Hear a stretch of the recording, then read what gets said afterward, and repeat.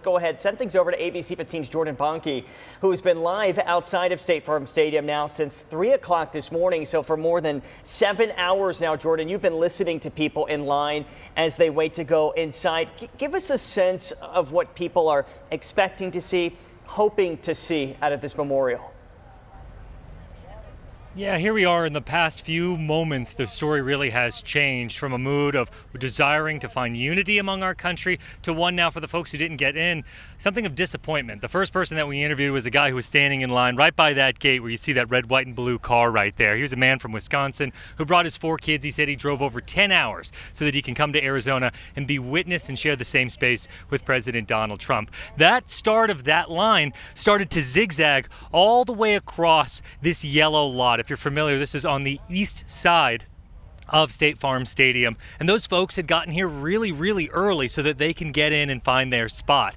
Then where I'm standing, right in this area, there was another influx of people who showed up much later and started making a diagonal break towards that gate. It appears that those folks were able to get in, and the folks who were waiting in that zigzag line, they did not get in. And so we saw when we were walking over near Glendale Avenue, people who were deeply disappointed, some people that were crying, some people who had already given us interviews who just said that they were really upset because they felt like they followed the rules and they didn't get in. In fact, one person spoke with us earlier. We want you to take a listen to what they had to say.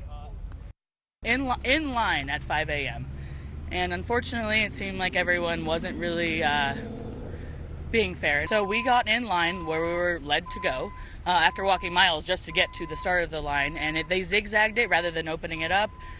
Crowd control, not totally sure, but by the time you get to the point where you're coming towards the stadium, everyone bum rushed, and there was a lot of people cutting, there was a lot of booing, there was a lot of just chaos.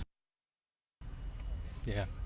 She mentions the booing there. We heard those audible boos. We have some images that we had shot in a package that we did for our Scripps network group as well, of people bum rushing, trying to get closer to that gate. After all this was said and done, we were talking with people and say, hey, tell us how you're feeling right now. One, we have a press badge, and this would allow us inside if we wanted to get in. We have crews inside, and they're going to hear from them as this broadcast continues. One woman from Scottsdale says she would pay me $200 for this press badge. It's not very clear if that was serious or not, but that's the desire that she wanted to be. Now the other issue is trying to get back to your car. There is a very dense amount of cars that are in these neighborhoods behind us here. So many people just parking wherever they can. That would be all the way from Camelback up to Glendale Avenue around State Farm Stadium. 100,000 people is what Glendale police said that they were expecting out here, and trying to organize a Super Bowl level style security. That's a hard thing to organize, that type of crowd control. We're going to continue to cover this one, and then any sort of updates that come from this from outside the stadium.